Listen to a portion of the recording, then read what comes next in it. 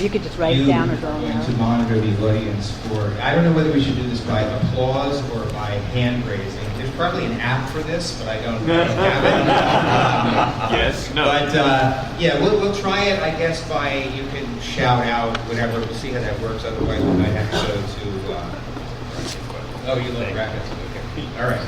So, ready? These are evil characters, and I want to see who comes out to be the evilest. But I want you to think before you applaud or before you raise your hands, because it's not a popularity contest. Mm-hmm. We're trying to really determine who's the real villain, who the real villains in literature. So let's start with first bracket is the Joker versus Lex Luthor. Everybody know who the Joker is from Batman, right? We know, and Lex Luthor, we know was Superman's villain. So Lex or the Joker? How about some applause or some shouts for the Joker?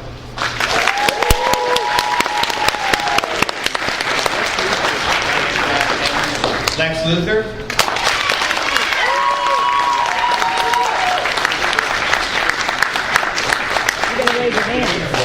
You better raise your hand. Hands. Okay. Okay, Joker. All right, next bracket is Smarmy Spoiled Brat. King Joffrey from Game of Thrones versus President Snow from the Hunger Games. So for Joffrey, that little weasel. And President Snow. Oh, this is close. Let's do it by applause. Joffrey. President Snow.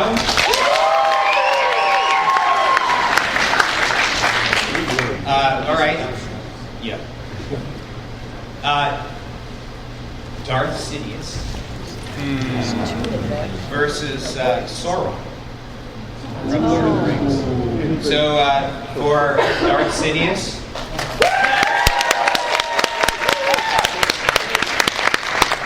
and for Sauron,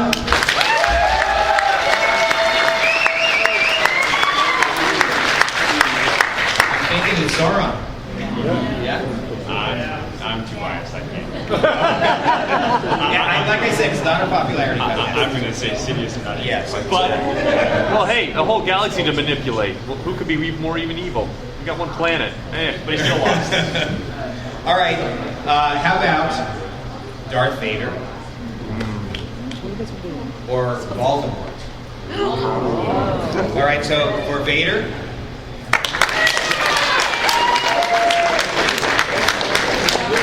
And Voldemort. You guys are really surprised with me so far. I like that. All right, so we're going to go with another Star Wars character. That foul stench, Tarkin. Or Khan Noonien Singh. Khan from Star Trek. So let's go with Tarkin.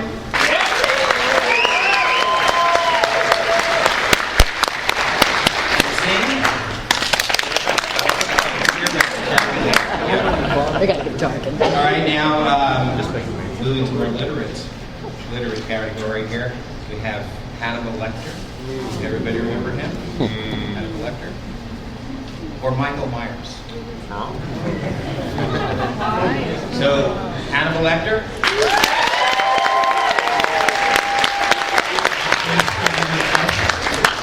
And Michael Myers. All right. From a different franchise, Goldfinger. Everybody remember Goldfinger? Or Professor Moriarty from Sherlock Holmes. So Goldfinger. Moriarty.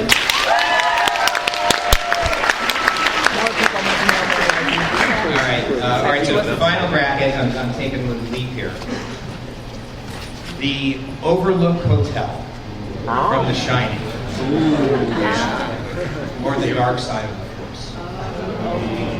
So let's hear it for the Overlook. The dark side of the Force.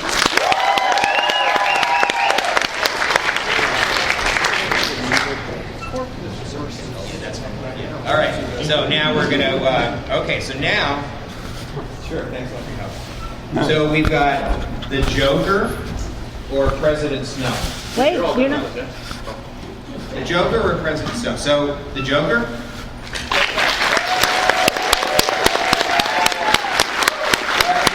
President Snow?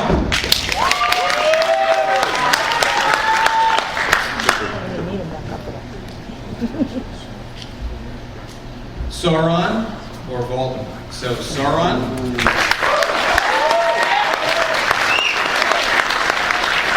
Voldemort?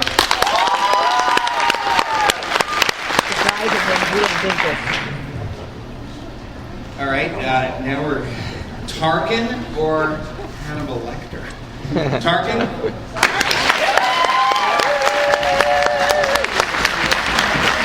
Lecter?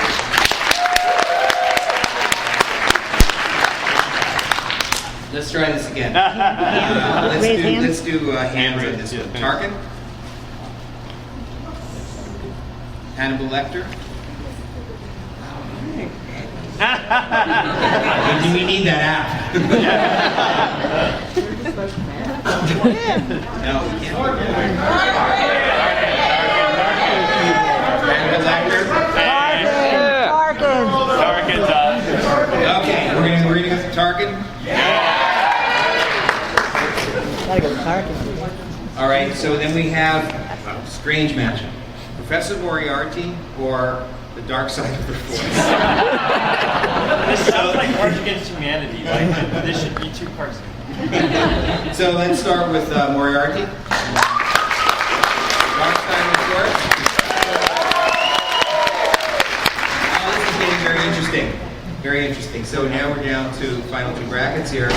So now we have the Joker versus Voldemort. So for the Joker,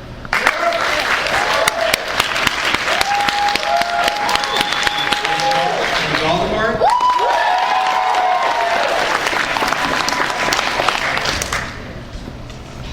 Tarkin or the dark side. This is getting very incestuous. But Tarkin, dark side. Uh-oh, the dark side. Well, down to the final one here. We have Voldemort or the dark side of the Force. All right, let's hear it for Voldemort.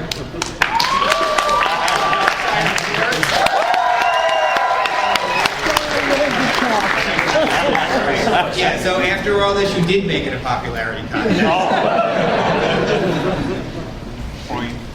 So we're gonna. It's very interesting because not even a villain, just a force of nature, an epiphenomena. Who knows what it is? So we're gonna circle back and talk about that, but I want to get into some other things first. I've been writing villains going back to Cloak of Deception, which I guess is about 10 years now, where I've been focusing on Emperor. I've been writing about Count Dooku. I've been writing about Grievous, Darth Maul, Darth Vader, Darth Plagueis. In a way, it's I don't know if you guys know the art of war, but there's a saying in there that keep your friends close and your enemies closer, and I've been really doing that for the past 10 years. And to get into this, I noticed over the course of the 10 years that my bookshelf, my research shelves have been growing with books devoted to mass murderers, to mobsters, to smugglers, to dictators. And I really did start to get a little bit concerned about my state of mind. And it really had me wondering, what does it mean to be delving into evil, especially when you're trying to write evil characters who you want your readers to relate to in some sense. And this seemed like a contradiction to me.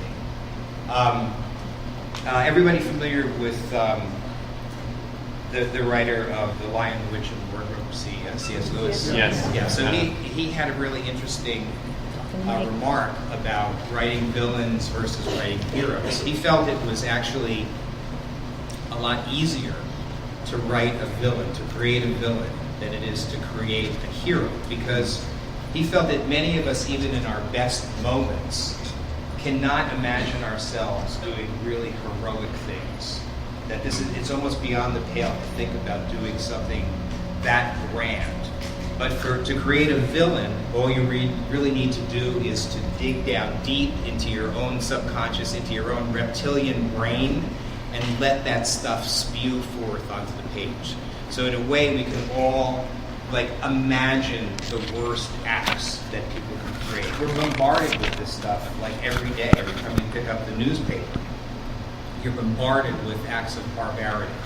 And so in some sense, villains are easier to write. And in a way, it's villains who drive a story. You can imagine someone, let's take our hero who decides that he or she wants to just do nothing but good acts. That's going to make the world perfect. Going to donate his salary so that everybody under his employ could make $70,000 a year. Everything was going to be good. But over in the corner, there's our villain saying, "No, you're not. That's not the plan. That's not my plan." So suddenly, you've got a story. Because that villain is going to try and thwart everything our hero is going to attempt. And really, this gets to the heart of what makes not a sympathetic villain, but a villain that we can invest in. And it's really a matter of investigating motivations. It's not just background, but we want to know what makes people tick. So, I think that we can draw some distinctions between really evil people and, let's say, anti-heroes. So I'm curious about a couple of more people that I've read about that I'm sure you've all heard about. And I'd like to know whether you think that we're talking about a villain or an anti-hero. What about the bikers in Sons of Anarchy? Anti-heroes? Villains? Anti-heroes? Why? The way in which they're fighting the system, but they're also trying to save their own family in an oddball way. Yeah, and you're getting to a good point there, because again, they have a code, right? Mm-hmm. There's something, there is that sense of brotherhood, and it's sort of them against the system. And this is something that does come up with villains a lot, that the heroes are always trying to sort of maintain a kind of status quo, and the heroes are the ones that are pushing the envelope or trying to change things. So maybe that's what makes them interesting. How about Michael Corleone from The Godfather? Anti-hero or villain? Villain. Villain. Why? Anybody want to answer it? Yeah. Because he changes over the course of the story. Yeah. He starts out one way and then ends up another way. He does. He starts out as this war hero, this good guy, and he gets brought into the mob, and we see this sort of devolution of his character. But does it make him a villain? Well, Because for the exact reasons he said it's Sons of Anarchy. he does have a code. He is working for his family. Yeah. And he does have redemption at the end. Most villains just I mean, there's nothing redeeming about Michael Myers. You never see him break down Friday. Yeah, and I want to talk about that a little later, about this notion of redemption, because I mean, in this, in the Star Wars universe, we have Darth Vader, who was redeemed, but we still tend to think of him as a villain. So that's something we could talk about. But how about Walter White from Breaking Bad? You want to tackle that, Walter White? I'm thinking he's anti-hero. Again, we have this family thing that, he's been diagnosed with a fatal disease. He wants to leave some kind of legacy for his family. And the guys he ends up bringing down are much more villainous than he is. Did anyone read American Psycho? Yeah. Anti-hero. Villain. Yeah, I think we can be very divided about him. In fact, let's pass on him. I don't even want to talk about him. How about Captain Ahab in Moby Dick? Anti-hero. Yeah, I would think so too. Maybe it's the whale that's the villain in that novel. Does anyone know Heathcliff? Yeah. Heathcliff, anti-hero? Yeah, anti-hero. Kind of romantic, tortured soul. Another thing that can make for a really good bad guy. Iago from Shakespeare? Villain. Who said that? Who shouted out villain? Why is Iago a villain? But he did feel he was passed over by Othello. He felt that he deserved a more prominent place in the grand scheme of things. Yeah. he really only brought down Othello, Desdemona, a few other characters. Can you really call him a villain? Yeah. Well, I think it's his pound of flesh remark that will remind you forever. Right. Because no one asked the fine line, whereas he wanted to actually murder somebody. Yeah. Instead of letting go. Yeah, I agree with you. I think he is a villain because I think that if he was able to operate on a grander scale, you can only imagine what kind of evil he would have wrought. There's lots of other people we could talk about. Tony Montana, Tony Soprano. The list goes on and on. One of the things that a lot of people have commented, a lot of writers have commented on, and even philosophers, is that there's sometimes a very fine line between a villain and a hero. And some of the more interesting villains are only a shade removed from the heroes that they're battling. Actually, one question. Sure, go ahead. I know this might sound kind of crazy because I'm a history major, and I remember having this very interesting discussion with a guy who went to the Army West Point Academy, and I was asking this question, like, why do we always say the Greeks are the best people? Because then I was like, if you look at the barbarians are the ones who made everything. Right. And so I wonder if, in many ways, when we say hero, anti-hero, we're actually talking about the civilized versus the uncivilized barbarian person, and then you have your villainous person. Yeah. Because then it makes it easier to identify, because the heroics are both the civilized and the anti-hero. Right. But they're barbarian and civilized. They just one follows the system, one doesn't. Right. And again, that's that fine line. But what I'm really curious about is what you guys think about, or what you think the reasons are that we sometimes enjoy reading about bad guys. There's been a lot written about the appeal of evil people. Some people think that we did something, we relate to a bad guy, but we somehow he or she represents our darker side, and it kind of becomes cathartic to read about a character who's evil, who doesn't really pay attention to any of society's codes, who's willing to do anything to achieve his or her aims. I think there's other instances where we can't wait for the villain or the bad guy to be beaten by the hero. And I want to know, do you guys have any ideas about what it is you think that makes a villain appealing? Well, very college example, but it's like you're watching the brain. And the brain's trying to take over the world every time, and you love it because he's so damn committed to doing. He kind of has fish in the water. I don't realize how bad I really am, but he's so committed to his goals. And you can say the same thing about Carton and Sidious is they don't see that it's bad, but they say that they're so committed to what they want, and they're so focused on it that we get drawn along with the focus, and we want to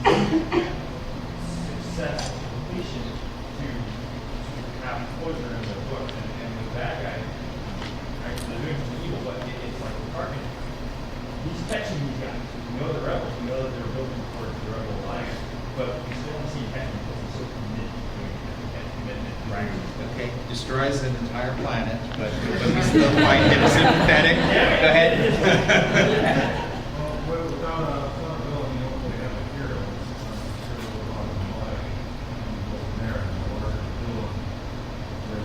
So a villain can bring out the best in a hero. Yeah, that's a good point. Go ahead. And William back. Sometimes I think it's a peek into a forbidden world. A peek into a forbidden world. Like Yeah. Discovery Island. And so when you're reading about villains, though, do you tend, and sometimes do you want to see them succeed in some cases? Not so much succeed, just that curiosity, that voyeurism, to seeing how that kind of a mind works. Right. Like I can peek at it without getting too close to it. Right. So you can remain objective in terms of Or reading say- about it. Yeah, Richard. They represent freedom because they can go good, bad, and different at any time. There's a chaos factor to a villain that heroes is bad and the original villains. Yeah, hang on to that notion of chaos for a second. Yeah. That's what I was going to say. It's a difference of chaos versus order. Right. I mean, all throughout history, it's proven that we tend to want order after things. Mythology was created to explain the unexplainable. Why does it rain? What is lightning? We put an emphasis and a comfort into order.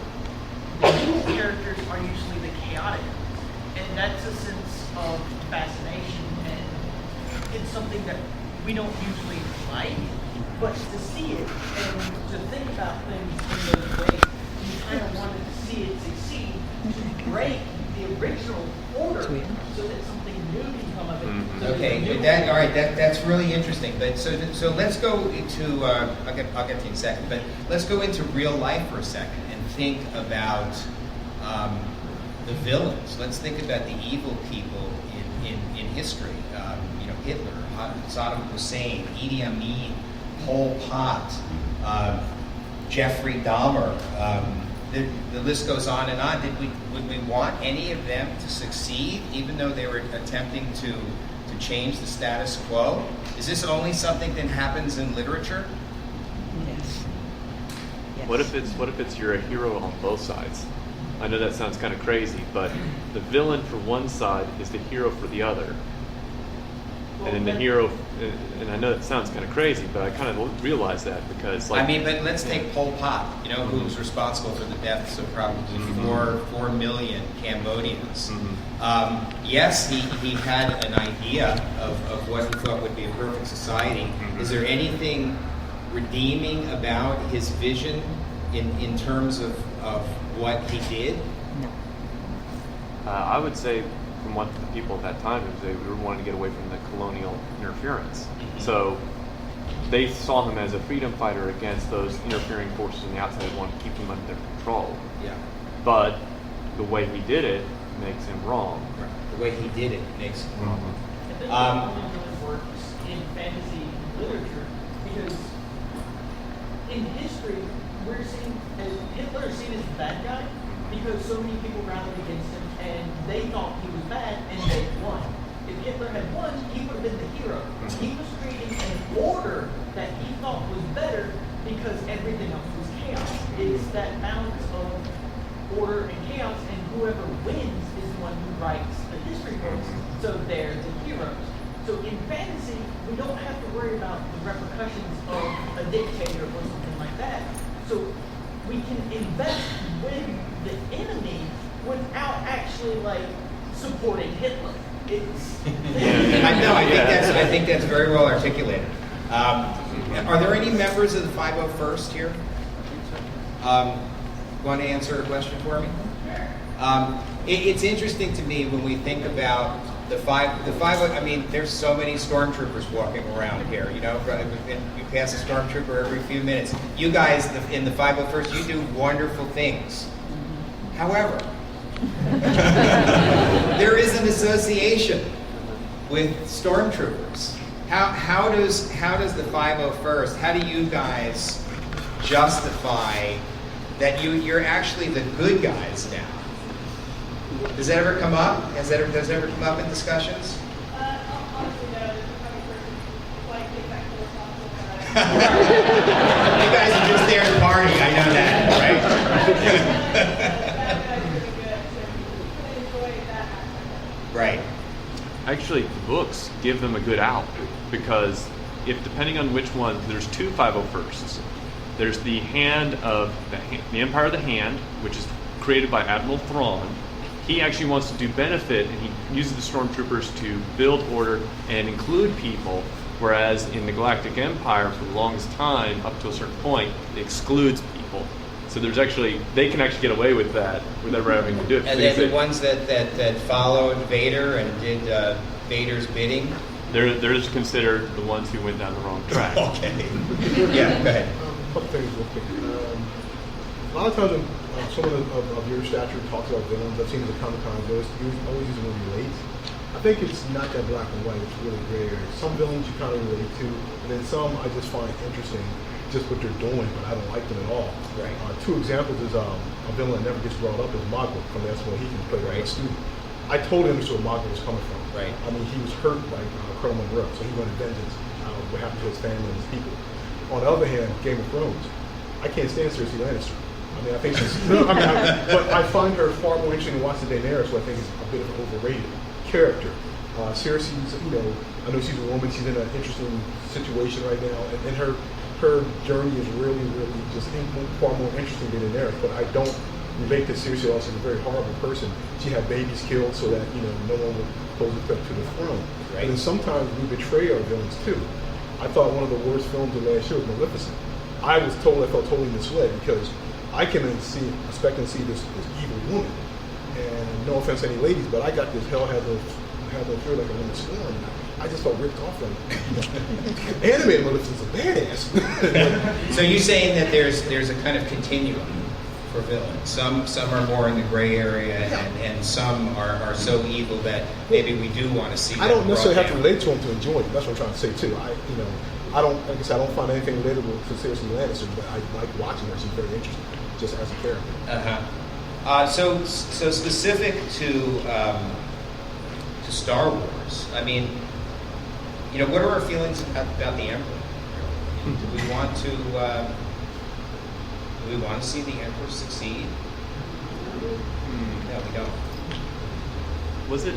Does it make it confusing because the books kind of elaborate that he actually, as part of his revenge against the Jedi, he's also trying to unify the galaxy to stop the threat that's later said in the expanded universe of the atomic bomb. So he's more in that gray area? Yeah, that's why I kind of scratch my head sometimes. It's interesting about the Emperor too because there's this a term used in literature called a removed villain.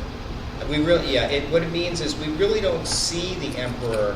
We hear that he's evil. I mean, he has guys like Vader and Tarkin doing his bidding, but we don't really see it get personal until his attack on Luke. Before that, he looks evil, he sounds evil, he's got all those villainous qualities, but it isn't until really he's hurling his force lightning that we really get a sense of the depth of his evil.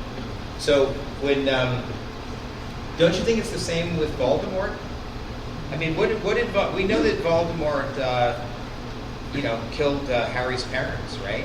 But I mean, what else did Voldemort do to classify himself? You guys gave him a big round of applause. Yeah. But also you look at his followers. His followers. So you would judge him by the people he surrounds himself with? Yeah. Uh-huh. so he's like the Emperor. Yeah. I wanted to say on the Emperor, I think we do want to root for him to a certain degree. The stat that sense that was brought up earlier, where the greater the villain, greater the challenge with the greater the camaraderie. You look at the Clone Wars series, the first year or two was very black and white. You got all win, that all lose.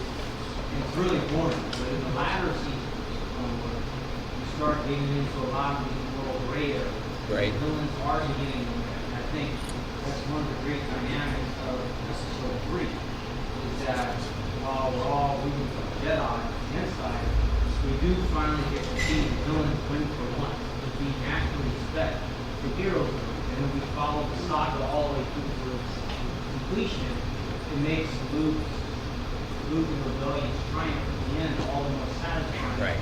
Because we saw everything that happened. Right. Yeah, a good point. Again, that the villain brings out the highest qualities in the hero. But so someone like Vader, does his redemption bring him down on the list? He didn't get a really big response. Is it because he was redeemed at the end that we got to see that he had some humanity? I think it was more that you got to see how he was pushed. He was kind of directed too far. He was, you get him to get the attention of the Emperor as a kid. So our feelings about him changed once the prequels came out? I mean, did you feel differently about him once the prequels came out? A little bit. And you got to see his backstory and his fall from grace? Yeah, I think so. It certainly gave us that different point of view. And it's that phrase, it's a certain point of view. Yeah. That colors every single thing. A hero, villain, anti-hero. Right. Yeah. That's an observation, totally wrong.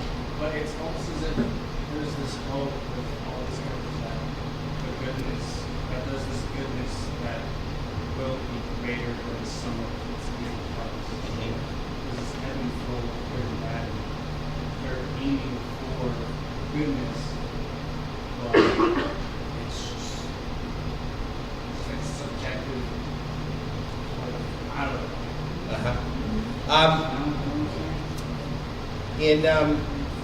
It's interesting. I mean, there seems to be a difference in Western literature versus Eastern literature in terms of villains. In Eastern philosophy, there's always a sense that in the midst of the bad, there's a little good. In the midst of the good, there's a little bad. So the heroes and villains you come across in Eastern literature is very different than Western literature. And I'm wondering if in some ways when we create a villain with a backstory where there's motivation, where we see the cause, are we always writing about Satan? Satan, Lucifer, started out as an angel and fell from grace and decided in the end that he knew, or he knows, that he can't defeat God, but what he can do is he can ruin God's creation. So is he do you think he's kind of the archetype for a lot of the villains that have come down in literature? I think so, but as far as I go, it's human beings as well.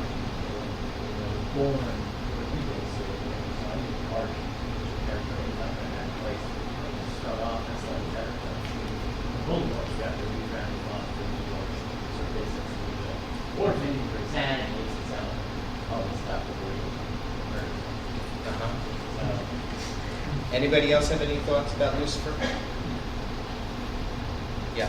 Lucifer had free will. Lucifer had free will. He made a choice. Mm-hmm. And that really is the definition of evil. That's right. To So move away from. He made a conscious choice to remain. Yeah. So I do think in some sense there's in Western tradition there is a little bit of the devil in every villain, in the same sense that there's that when we write bad guys we're often our archetype has become the Nazis, this group that would change the order in any way imaginable. So you can boil it down to like those two forces. So I want to open this up to questions. If you guys have any questions about, villains or writing villains or anything else, any of the questions about writing. Anybody want to go anywhere? Yeah. So, I like that, and hold on to the exact depends on what you need. Where do you stand on him? And if Del Rey came to you and said, we want to bubble that novel that all Star Wars fans really like, and I guess, where do you put him in the category, and where do you see the story that is kind of? I think that Fett again falls into that anti-hero category because we know something about his backstory. But the thing that complicates Fett is now he's got so much history in the saga. There's so many stories about him. There's so many sort of contradictory stories about him. It would be hard to know what precisely to do with him right now. And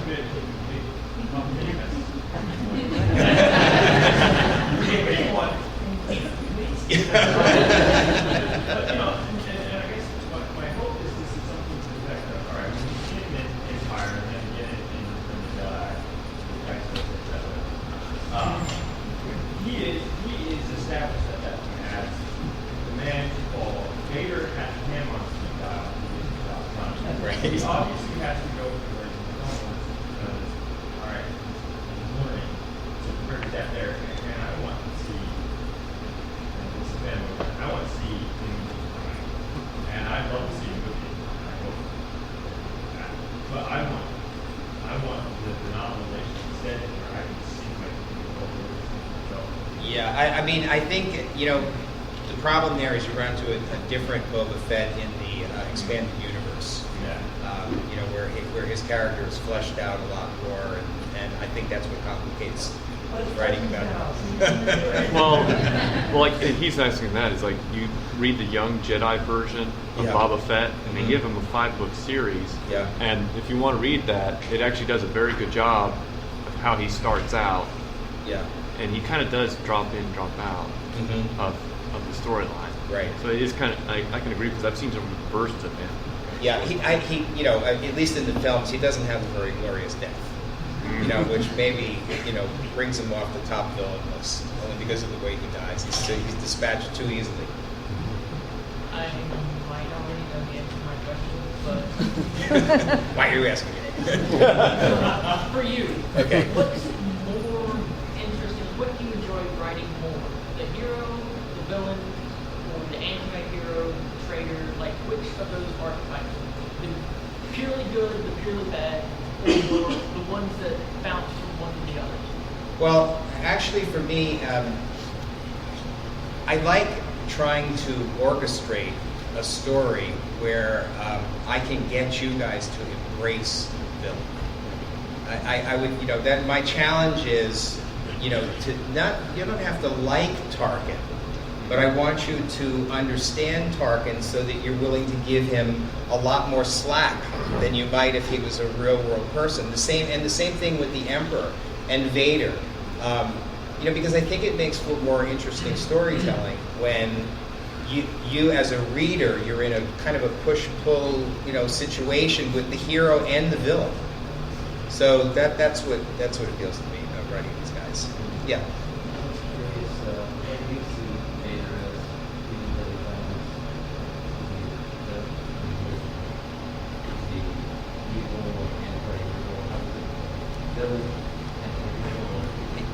For me, true villains aren't redeemed or redeemable because they're true. They're true to their evil nature. Right to the bitter end. And his redemption changes it for me. Yeah.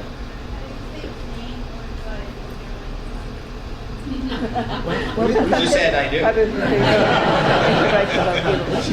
No, I mean it gets back to the original point that in some sense to be focusing on evil characters all the time, you do find yourself digging down and trying to imagine horrible things, and I think it does prey on you a little bit. But again, I enjoy the challenge of trying to find some kind of motivating factors for men or women turning in that direction, turning to the dark side, who turns out to be our most popular villain, in the bracket. So how do we make sense of that? Are you saying that the dark side has some sort of consciousness that you're nodding? Yes. Yeah. So when you fall, I mean, is this sort of what Yoda was saying, or even Obi-Wan is if you begin to fall to the dark side is going to kind of capture you and bring you into it, hold you in its embrace? I believe it's a matter of free will, and that is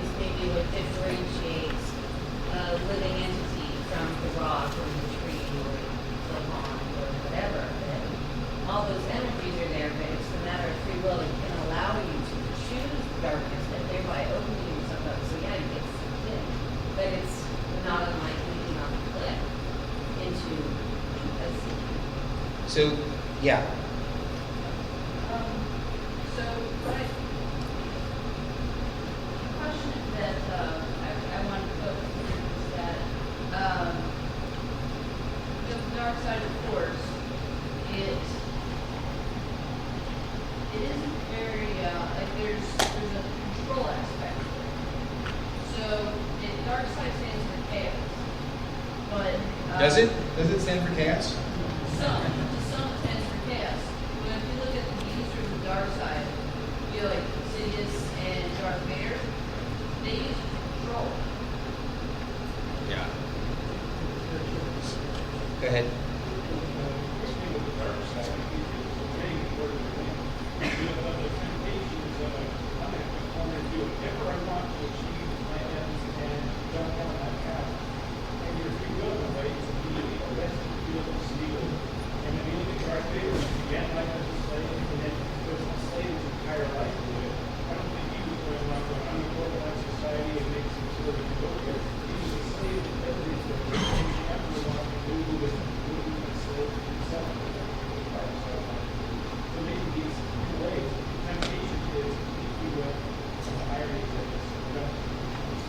Yeah. I think there's also an argument to be said, the dark side, is something like in the Christian view on sin.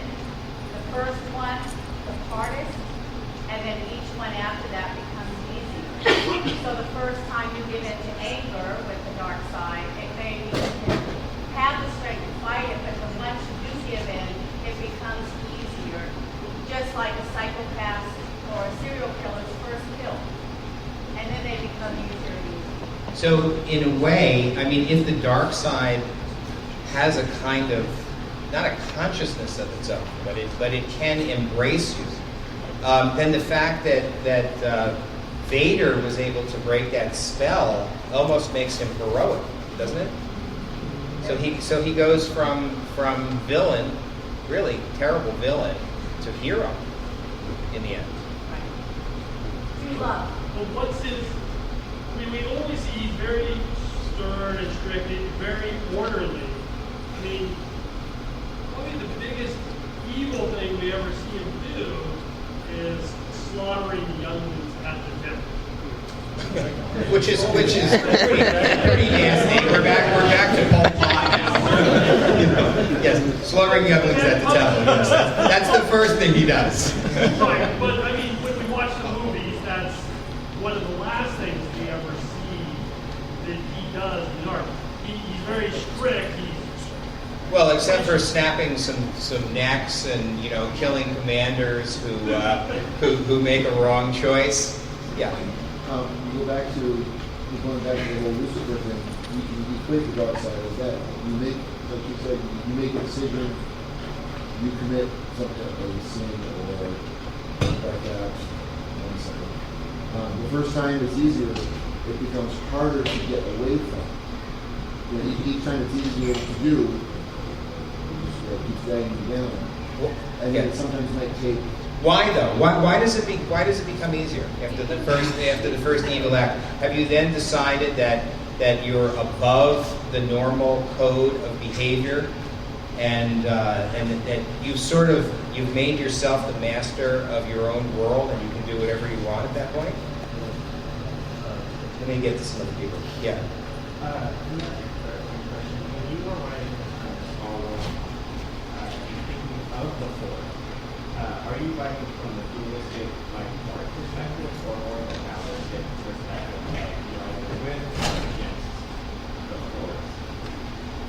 I have not seen it as. I tend to favor the dualistic approach to that, and I think that George Lucas has commented on that too, and said that was his feeling, that it was dualistic, that it's not just a matter of there's not that much gray area where it's what you do with it, that the Force is there, and if you use it for evil, then you're on the dark side. He really saw a dark side and a light side. Yeah. Well, going back to what you were asking for, what pushes the gray area out is once you do one bad thing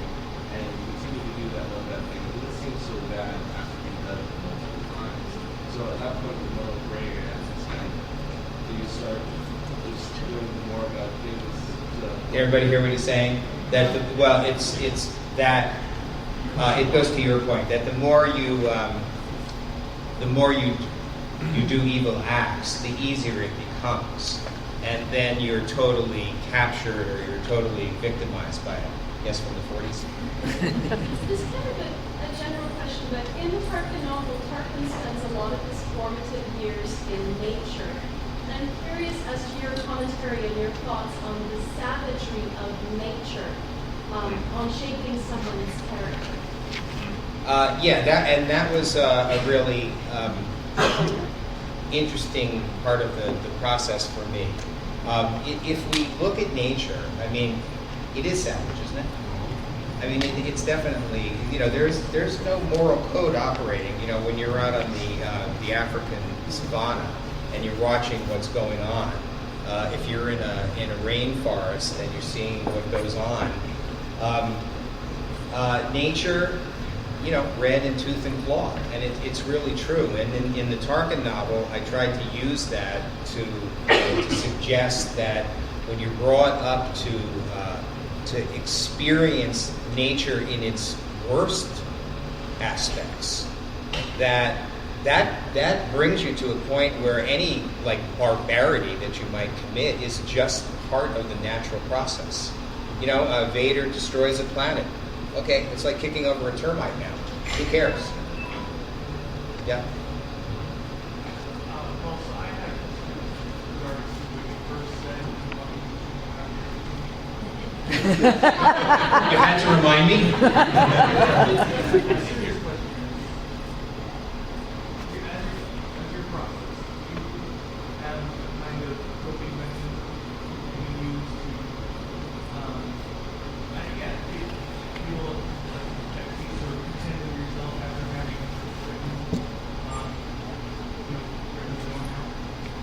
Well, I have a great family. I have one grandchild, and I have another who's about to be born any second now. And so, when I'm not sitting down at my desk and creating these evil things, I try to lead a pretty good life, and so that's the balance. But it is hard. Sometimes I get up from my desk and just have to slam my head against the wall a little bit. I'm sure Stephen King feels this way. I'm sure that a lot of the creators of some of the modern horror movies feel this way. There is a kind of weird accountability that when you are focusing on evil, and then worse when I'm trying to bring you guys along on the journey. Yeah.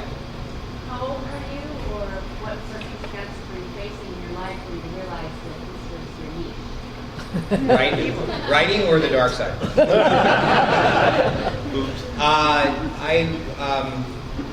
I didn't grow up wanting to be a writer. In my 20s, for about 10 years, I traveled, just traveled around the world, just backpacking. This is back in the 70s. And I just met so many fascinating people that I felt that I had to keep notes. I had to keep a journal. And I had to remember, I had to jot down all these adventures that I was hearing people having. And out of that, a story started to form in my mind based on a lot of my travels. And when I was about 28, I wrote my first novel. Yeah. Me. Going back to the beginning of this panel, I can't believe you people pick Hannibal Lecter over Michael Myers. Am I the only one that listened to Donald Pleasance and met this boy at a very young age, the blackest eyes, the devil's eyes? I mean, he is pure evil. Hannibal, at least, didn't he help them catch Buffalo Bill? He did. And he could have killed Clarice in the second movie with Julianne Moore, but he cut his own hand off. That's so true. what does that make him then? I mean, do you still see him as a villain, or is he an anti-hero? And you guys chose. But Hannibal Lecter was an educated man, a psychiatrist, a brilliant man. He just had some odd taste. He had a choice. He had a choice. Michael Myers probably had no choice in what he was. That was Rob Hannibal Zombie's Lecter's version, which great doesn't evil. count. John Carpenter's version. Are we talking sort of making a distinction between a sociopath and a psychopath. Right. Yeah, so that's another aspect of villainy. Do we tend to forgive the psychopath because the psychopath, in some sense, is almost born of the dark side? I mean, can't help him or herself. Can you forgive Jeffrey Dahmer? No. You can explain. You can explain. As being beyond their control, the concept of free will is gone. That's what makes it pure evil. Someone who chooses, and when you look back at Anakin Skywalker before he became Vader, the tipping point was selfishness.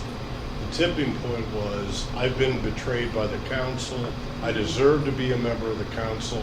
This is my entitlement. It was taken from me.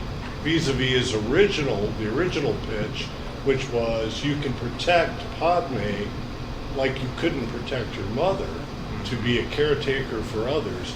What thrust him into the dark side was the selfishness. Right. And then his escape and his return to being a Jedi was, again, protection of his son. Right. And protection of another. Right, and that, see, I think that George Lucas doesn't get enough credit. I know a lot of people don't like the prequels, but I mean that's a nice bit of orchestration, don't you think? Yeah. I mean, say what you will about the movies, but when you look at the story arc, all the elements are there. It's really good storytelling.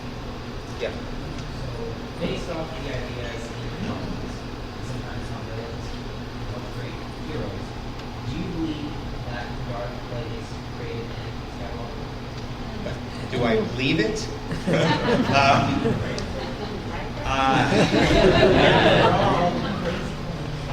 Of all the things in that novel, and I was working with people right at the very top, getting, running my ideas past people at the very top. That was the one element that I had to be cagey about, and I'm really not at liberty to say what the truth is, and it's sort of a non-disclosure thing, so I really can't. And so it's kind of up to you guys to decide. Yeah. I was wondering, you said about thinking about things that, like bad things that can happen, bad things people do, but when you're writing, a lot of stuff you write about is dealing with a lot of philosophy, like that how the dark side works, the history of people and how they delve into it. How would you compare that to writing or something like Law and Order SMU, where it's like you're just thinking of really horrible things in the real world that people could do right now, and you just think of those things like day in and day out? Yeah, that really gets to the heart of fiction, because I'm really trying to come up with ways to investigate the nature of evil rather than just splash evil on the page. Anybody can come up with like a series of horrible acts and create a villain that's just beyond redemption and just a total barbarian. But that doesn't really interest me. I really want to know about the shades of gray there. Yeah. What do you like the most and least when you're writing about characters that you're taking along with the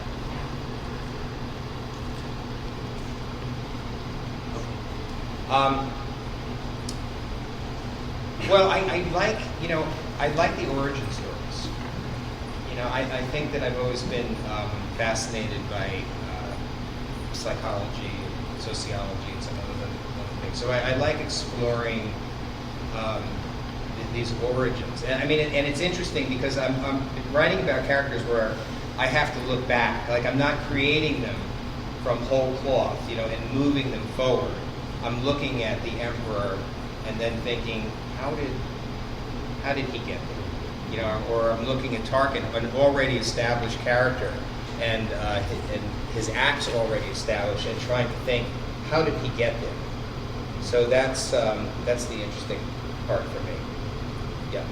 I wanted to ask, what was like the idea behind mentioning Nvidia in the Plagueis novel? Like where you talk about how, like where Plagueis kind of like talks about how Nvidia was insane and flawed. like that Alex idea didn't really make sense. What was the idea behind it? Wait, when I mentioned what? The Sith Emperor that takes place in the Old Republic was mentioned in the Plagueis novel. Yeah. And I wanted to ask, like, what was the idea behind that? I'm drawing a blank on who we're talking about. Are you talking about like the Sith that went to the light side? It's the guy in the Old Republic video game. It's mentioned by Plagueis. He gets. Yeah, they met him. Video. The one that like took the planet and Yeah, the one who said puts on the planet. I mentioned that character.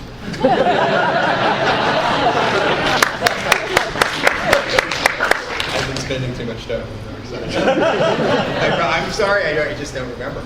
I just don't remember. That's all right. Yeah, sorry. It was a long novel. You know, I worked on this this saga, you know, many years ago called Robotech, and it still has a lot of fans. And I constantly getting questions about Robotech. Yeah. Why do you think people like to read about bad guys? Well, I really don't have a firm answer. That's why I posed that question to you guys, because I think, and I think that it's different in different circumstances. I think in some cases there are villains that we want to see brought down because we want to see a hero who can be even more clever, who can overcome the chaos that the villain has introduced. In other instances, I don't know, like in doing signings, these past couple of days, and a lot of readers have come to me with Tarkin, and had me sign Tarkin, and said that they really found themselves rooting for Tarkin. And I don't know, I'm glad, because I wanted you to root for Tarkin, but I don't fully understand. Yeah. When you're being feedback, do you ever get where you have to like reel it in? Like, oh, this is too dark, or you go a little severe. Like, how do you if you're writing a movie where you're at the level of darkness, like, but how do you adjust? And I think that the answer, that the simple answer to that is that in Star Wars, there's sort of a definition of where you can go. I mean, and I think you look at the movies and you see, real blood and gore kind of violence doesn't really make it in Star Wars. Not that it has to be handled off screen, off camera, but you're just never going to start to describe. As soon as you get into describing blood and gore, broken bones, bodies laying all over the place, I think you're in a different franchise. You're maybe in Halo, or you're somewhere else. So I think that the franchise itself, not the franchise, I shouldn't say franchise, that Star Wars itself has defined where you can go. And there were instances, I remember when we were working on the New Jedi Order, where the Vong were the Yuuzhan Vong were really barbaric species, and some of the writers who contributed to that series, there were moments when we were going through the books and trying to keep everything together, where writers went too far, and they had to be reined in. I think that actually we did end up going a little bit too far for Star Wars, but we were facing that problem. Yeah. So, is the target plan when you're writing target, are they just like psychopaths, or are they just people that like have this idea, this is the target world, we're gonna make it a target world? Is Tarkin a psychopath? I didn't think of Tarkin as a psychopath, really. I think that again, I mean, we get back to the sociopath psychopath thing. I mean, he embraced the ideals of the empire, and was willing and saw anything that wasn't imperial to be chaotic. And the last thing he wanted was to allow chaos to disturb what he saw as a very ordered galaxy. So he's a tool in a lot of ways. But I don't see him as a psychopath, and especially because we kind of see where he came from. We sort of see how he was shaped by his experiences. Yeah. So earlier you had mentioned you saw a big distinction between the anti-hero and the villain being this quality of being evil versus good. What do you think defines this characteristic? Is it simply a matter of being open to forgiveness, or are there other external factors? Does everybody know Dexter? TV series? Villain or anti-hero? Who's the villain? He did nice, and I agree. He's Dexter's a villain? Yes. And they tried doggone hard to make him an anti-hero because he's a vigilante who's curing the wrongs of society by attacking very bad people in a conscious desire to be a serial killer. And that's what turns him into a villain. That Dexter is really fooling himself, that he's really a serial killer at heart, masquerading as a good guy because he's killing guys he perceives as even more evil than he is. And if the series were to go on for another 10 years, he'd take out corrupt meter maids. Yeah. I wish you could comment on whether the villain and the hero are actually in different stories. That's why we perceive a villain as bad, because their motivations and goals don't line up with those of the hero. So that means that Tarkin's story is order versus chaos, whereas the rebel's story is one of rebellion and redemption, those kind of things. Yeah, well, it's always about our own story, right? I mean, were any of you here for Drew's panel? And I think he made this point too, that the villains are the heroes of their own story. So, it does, in a way, depend on the perspective. What perspective are you writing? You could make, you could write a villain to be the good guy.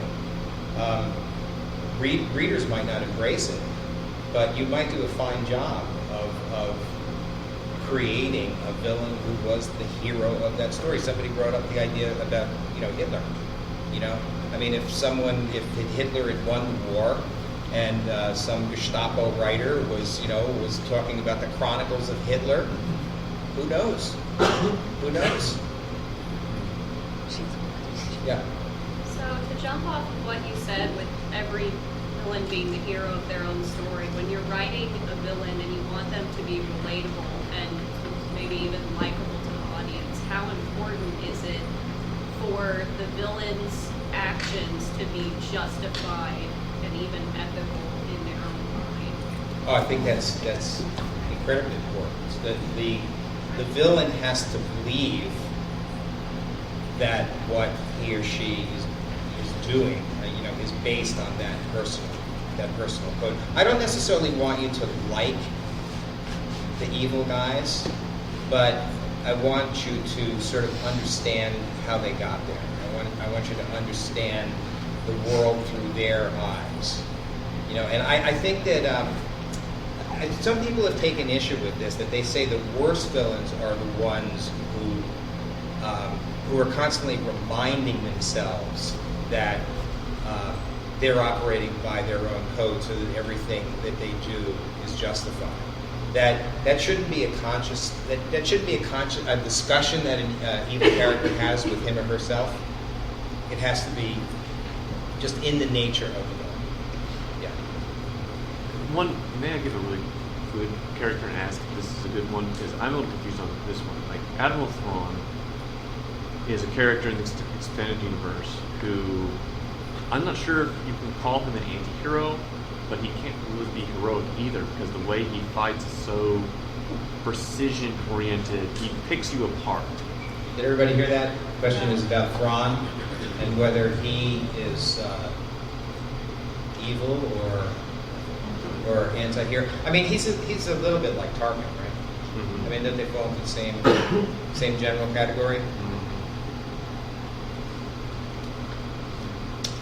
Yeah. Do you have a Star Wars character that you're currently working on, or As you can tell us As you can tell us about. I'm in discussions. And but I guarantee you it would be an evil character.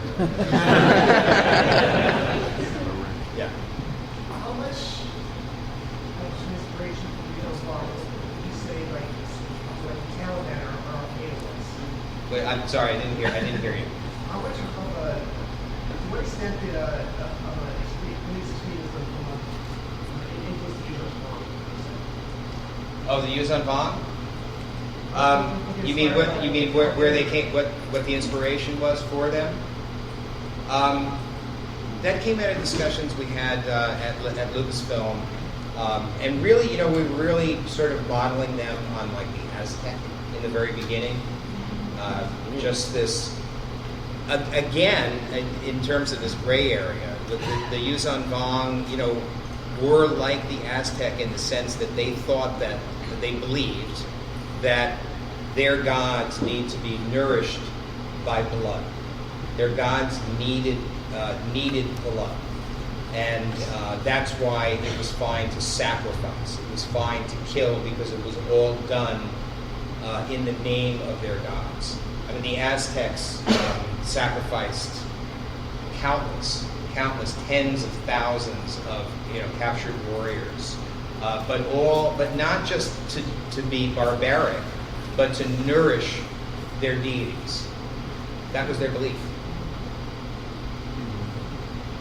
Yeah. What are some of your favorite books on your reference shelf? There are two real. I've just read two really terrific books, and one is called The Underground Empire by James Mills. It was written in 1986, and it really deals with the efforts of the United States government to go after worldwide drug cartels. But in the 1,200 pages that Mills delivered, you talk about everything. I mean, he is all over the place. And you really start to see, again, these shades of gray between even DEA agents, drug enforcement agents, and the criminals they were pursuing.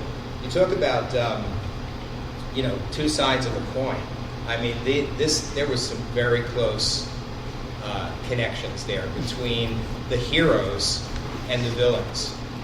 I think the same can be true with a lot of security positions, police. I mean, we've seen this sometimes. How you walk that fine line. It's easy to fall over into the dark side if you're not careful, and become the very character that you're chasing. The other book is a novel, and I wish I could remember the name of the author, but authors aren't important.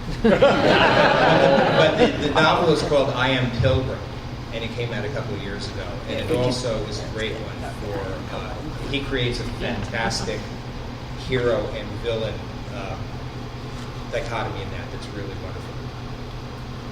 Yeah? Yes, you noted earlier that many of your characters you work with was already quite a body of film. You work with a piece of dark place, so all you have Terry Hayes. Right. So I'm wondering where you went as a reservoir of inspiration forming, developing that character. And as an aside, I'm just curious, how on earth would you even get Lucasfilm to why would you all think you did? Well, in turn, that book, I mean, that's when I talk about my library shelf, just growing with these volumes devoted to bad guys. A lot of that kind of research went into Plagueis. I was reading all over the place. I was reading about the Illuminati. I was reading about the Sicilian Mafia. I was reading, just every bad guy I was reading about because I was trying to get a sense of who this Moon banker was, I mean, bankers in themselves, sometimes they're very villainous. So I was able to put a lot of that research that I've been doing about evildoers into that book, and really in terms of the process, it was no different than anything else. I had to fashion an outline, which I presented to Lucasfilm, and there was a lot of back and forth with that book. Not so much about where I was going, but sort of what I was allowed to do and how I was going to present it. But they were very accommodating to most of the things I wanted to do in that book. Yeah. Terry Hayes by the name of John. Terry Hayes. You know that book? No, I don't know. Oh, thanks. There isn't after that. Between the writing and the reading for your research, do you still find time for yourself to write, or to read, or certain authors you look forward to reading? I read. I read like across the board. I'm rereading Galapagos by Kurt Vonnegut right now. Yeah, great. And have you guys? Do you know a book called Ready Player One? Yeah, I just got turned on to that, and I mean, it looks like it's going to be a lot of fun. So I do, but I sort of, I'm always reading. You know, I've got a fiction book, I've got a novel going, and I've also got some sort of history book or something else that I'm reading at the same time. You know, whether it's all about the evil our popes have done through the years, or whatever. But I do find the time. Yes. Steven Spielberg is going to be doing the adaptation of Ready Player One, so that's going to be big. Yeah. Does reading about heroes help make villains as they are, they can be two sides of the same coin? I can't remember the last time I read about a hero. Wow. Honestly, those are the kind of choices I made. But I mean, I think that one is as good as the other. I mean, you could read exclusively about, you could read exclusively heroic fiction, whether it's classical myths or whatever, and begin to get a sense of the evil that our heroes have to overcome, or go the other way. Yeah. A lot of people look at